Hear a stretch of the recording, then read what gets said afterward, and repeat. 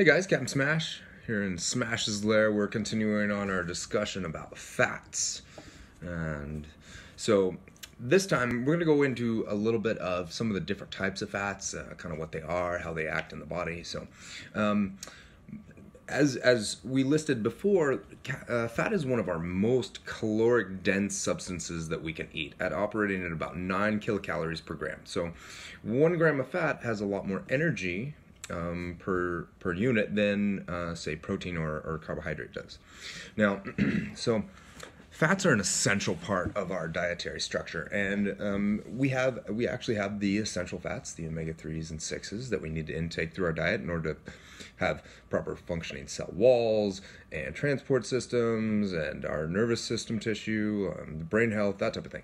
So we want to have a good amount of those omega-3 and omega-6s within our diet. But we also have some other fats that are pretty well renowned. So like saturated fats.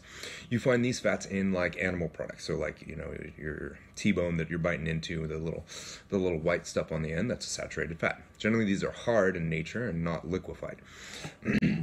You also have a fat like coconut oil, which tends to be mostly a medium chain triglyceride, but it also has a very high percentage of saturated fat. And most of the research is now showing that saturated fat is not as bad as once thought for us. So the heart disease problems that saturated fat has been associated with in the past just simply isn't true. The only times when this tends to be a true statement is when you're combining saturated fats with a high level of processed carbohydrates with a lot of sugar as well. So it's more a function of overall caloric density within the carbs and the fats together that cause a lot of that heart disease type problems. So along with that, we have our polyunsaturated fats, our monosaturated fats. So our polyunsaturated fats like olive oil, those tend to be really good, heart healthy. So olive oil is great. You can add it to salads.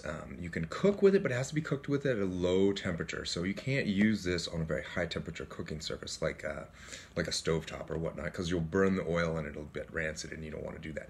So typically when you buy olive oil or any sort of oil, really, you want to make sure that it comes in a very non-see-through container, because if it's clear, that oil is going to turn rancid very quickly, right? And so I have a really big bottle of olive oil.